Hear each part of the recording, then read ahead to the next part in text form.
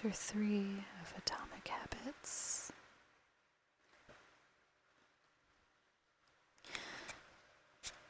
How to build better habits in 4 simple steps. In 1898, a psychologist named Edward Thorndike conducted an experiment that would lay the foundation for understanding of how habits form and the rules that guide our behavior.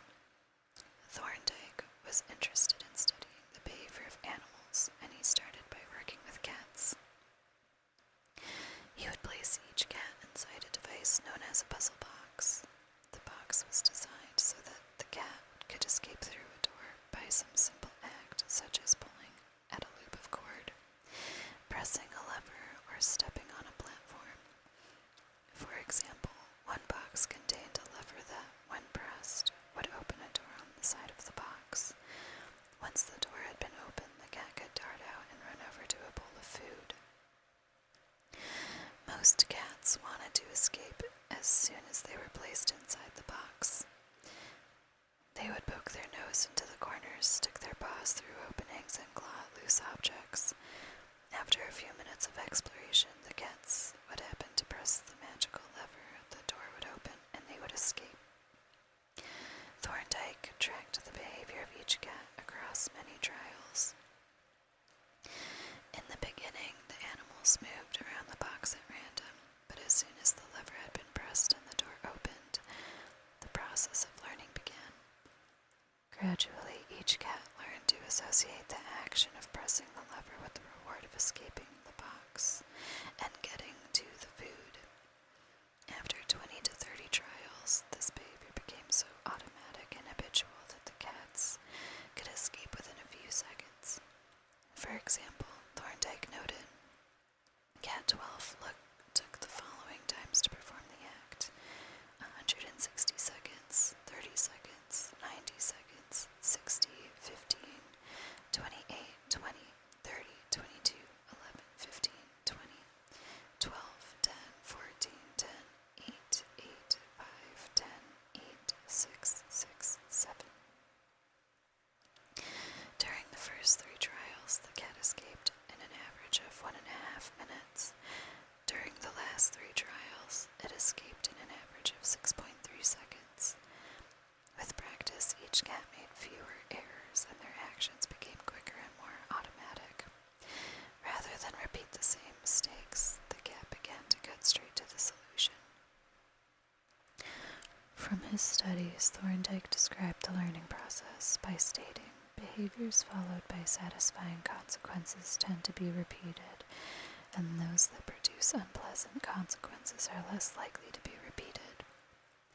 His work provides the perfect starting point for discussing how habits form in our own lives, as it also provides answers to some fundamental questions like, what are habits, and why does the brain bother building them at all?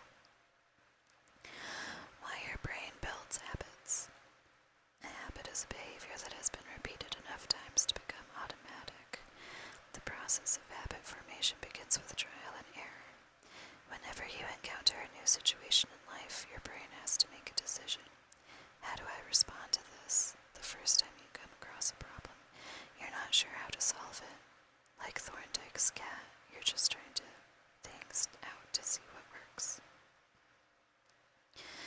Neurological activity in the brain is high during this period. You are carefully analyzing the situation and making conscious decisions about how to act.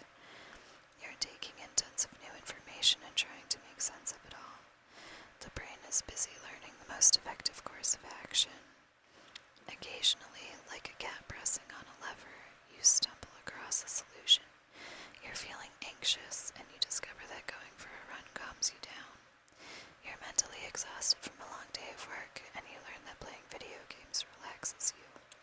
You're exploring, and then bam, a reward.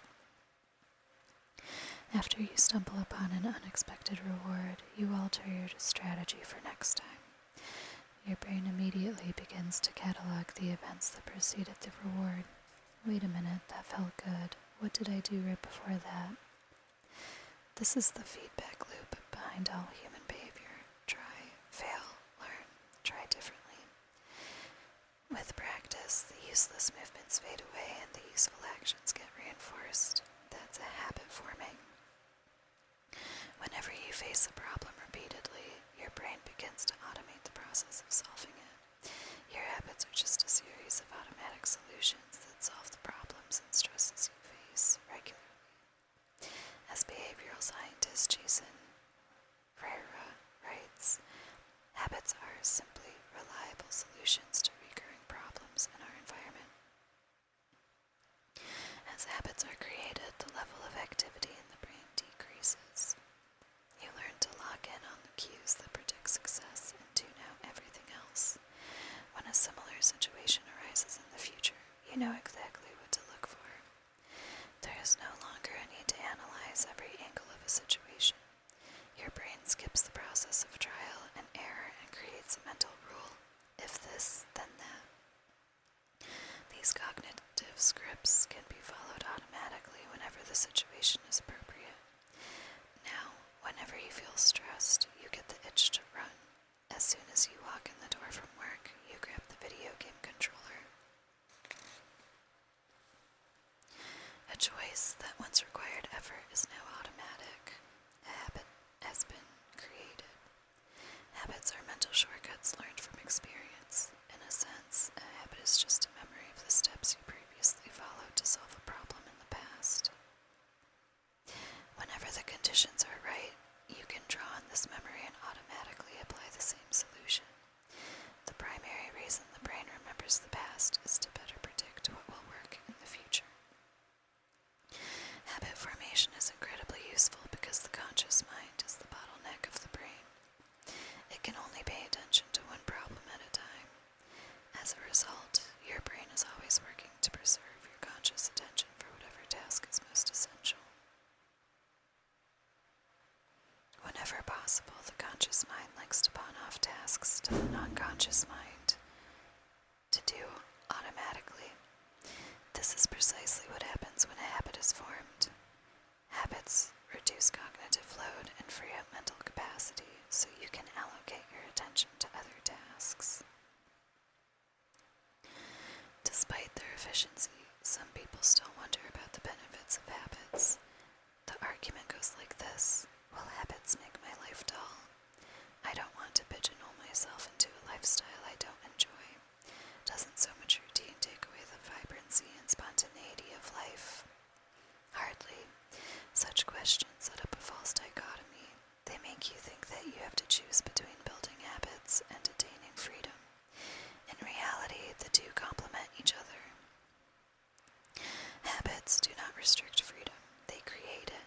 In fact, the people who don't have their habits handled are often the ones with the least amount of freedom. Without good financial habits, you will always be struggling for the next dollar. Without good health habits, you will always seem to be short on energy. Without good learning habits, you will always feel like you're behind the curve. If you're always being forced to make decisions about simple tasks, when should I work out? Where do I go right? When do I pay the bills? Then you have less time for freedom. It's only by making the fundamentals of life easier that you can create the mental space needed for free thinking and creativity. Conversely, when you have your habits dialed in and the basics of life are handled and done, your mind is free to focus on new challenges and master the next set of problems. Building habits in the present allows you to do more of what you want in the future. The science of how habits work. The process of building a habit can be divided into 4 simple steps: cue, craving, response, and reward. Breaking it down into these fundamental parts can help us understand what a habit is, how it works, and how to improve it.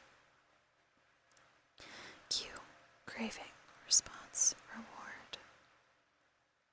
This 4-step pattern is the backbone of every habit, and your brain runs through these steps in the same order each time. First, there is the cue. The cue triggers your brain to initiate a behavior. It is a bit of information that predicts a reward. Our prehistoric ancestors were paying attention to cues that signaled the location of primary rewards, like food, water, and sex. pursuits like money and fame, power and status, praise and approval, love and friendship, or a sense of personal satisfaction. Of course, these pursuits also indirectly improve our odds of survival and reproduction, which is deeper motive behind everything we do. Your mind is continuously analyzing your internal and external environment for hints of where rewards are located. Because the cue is the first indication that we're close to a reward, it naturally leads to a craving. Cravings are a second step, and they are the motivational force behind every habit. Without some level of motivation or desire, without craving a change, we have no reason to act. What you crave is not the habit itself, but the change in state it delivers. You do not crave smoking a cigarette, you crave the feeling of relief it provides. You are not motivated by brushing your teeth, but rather by the feeling of a clean mouth. You do not want to turn on the television, you want to be entertained. Every craving is linked to a desire to change your internal state. This is an important point that we will discuss in detail later. Cravings differ from person to person. In theory, any piece of information could trigger a craving, but in practice, people are not motivated by the same cues. For a gambler, the sound of slot machines can be a potent trigger that sparks an intense wave of desire. For someone who barely gambles, the jingles and chimes of the casino are just background noise. Cues are meaningless unless they are interpreted.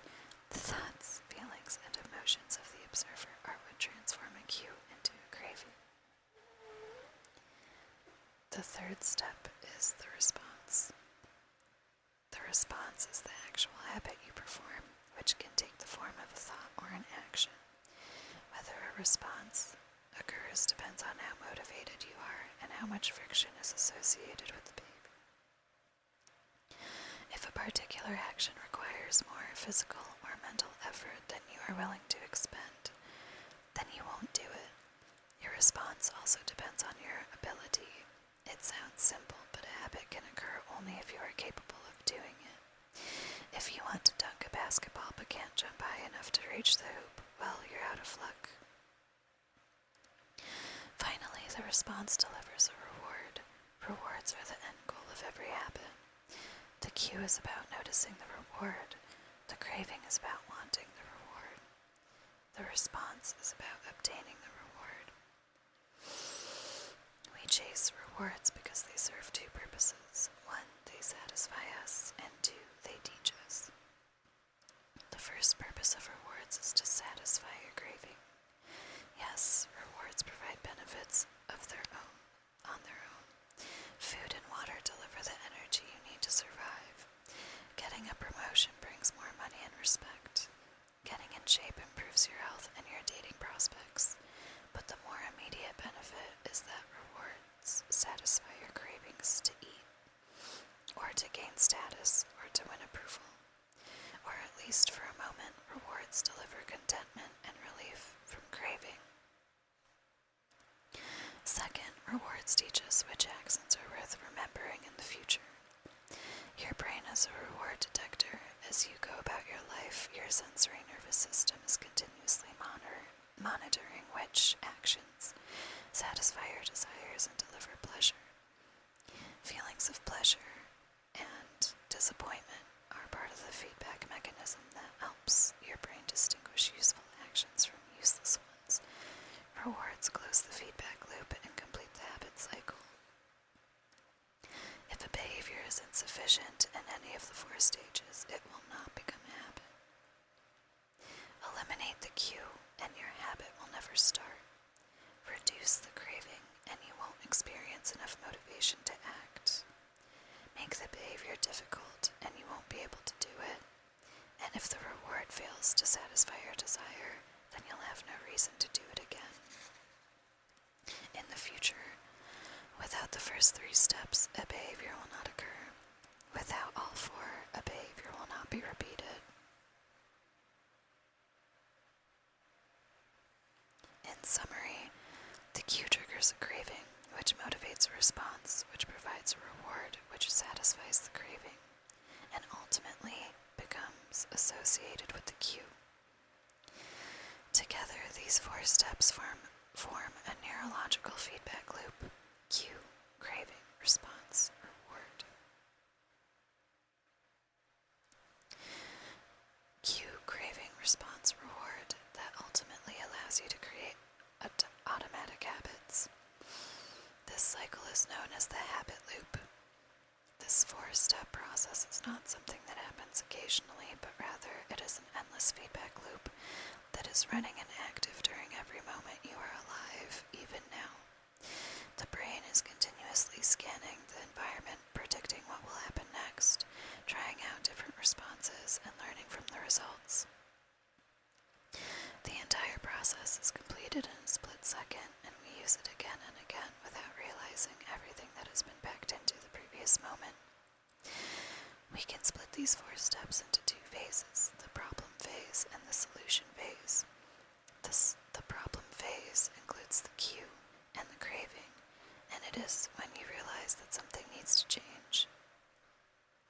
The solution phase includes the response and the reward, and it is when you take action and achieve the change that you desire. All behavior is driven by the desire to solve a problem. Sometimes the problem is that you notice something good and you want to obtain it. Sometimes the problem is that you're experiencing pain and you want to relieve it. Either way, the purpose of every habit is to solve the problems you face. In the table on the following page, you can see a few examples of what this looks like in real life. Imagine walking into a dark room and flipping on the light switch. You have performed this simple habit so many times that it occurs without thinking. You proceed through all 4 stages in the fraction of a second. The urge to act strikes you without thinking. By the time we become adults, we rarely notice the habits that are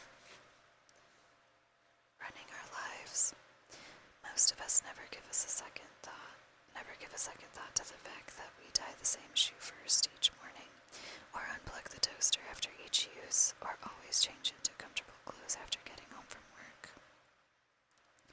After decades of mental programming, we automatically slip into these patterns of thinking and acting. The 4 laws of behavior change. Let's read an example. Problem phase. Cue. Your phone buzzes with a new text message. Craving. You want to learn the contents of the message. Solution phase. Response. You grab your phone and read the text. Reward. You satisfy your craving to read the message. Grabbing your phone becomes associated with your phone buzzing.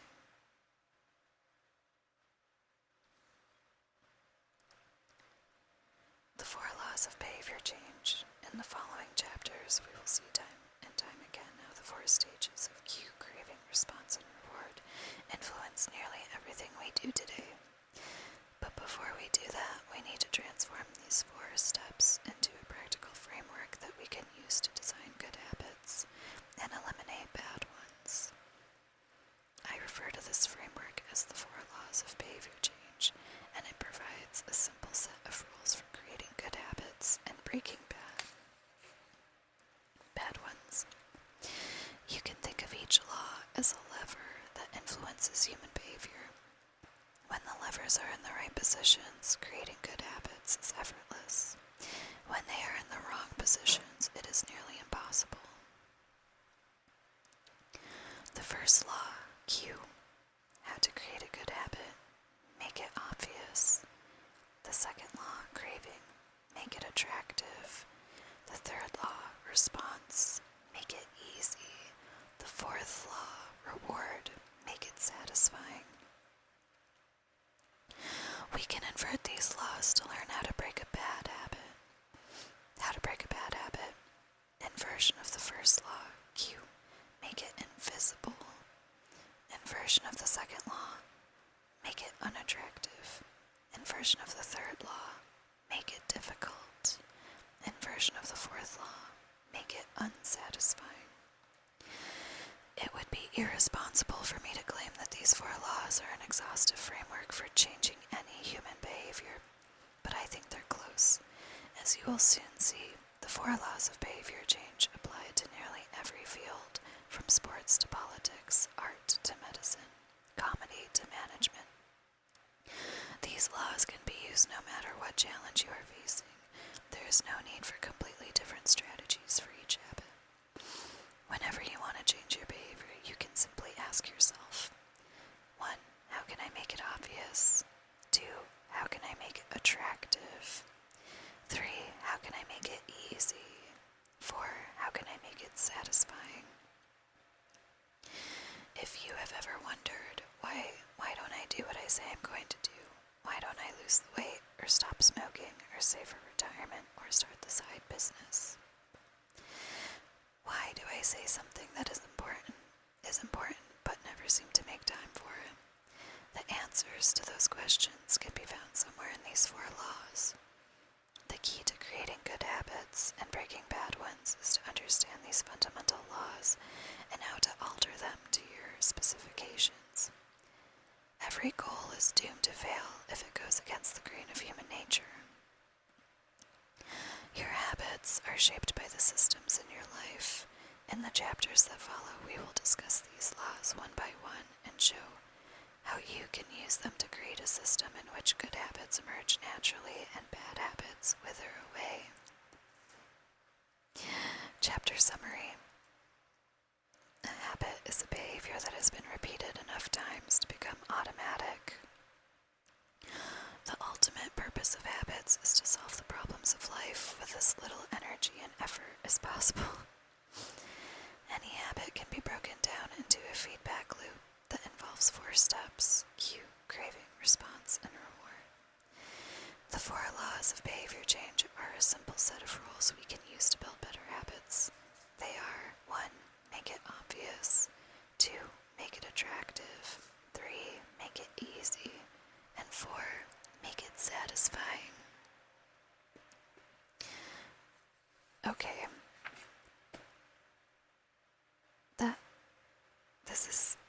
This is like an epiphany for me. Well, it's not an epiphany, it's information that I read from this book, but yeah, it's difficult for me to, well, it's not difficult, but like working out. If I think that I need to lose 20 pounds, I think that I have to do a lot of exercise, and that does not sound easy. So what would make it easier is to do like a half hour of exercise every day, as opposed to 2 hours of exercise or something. Anyways, I'm looking forward to reading the next chapter about making it obvious. We'll save this for next time.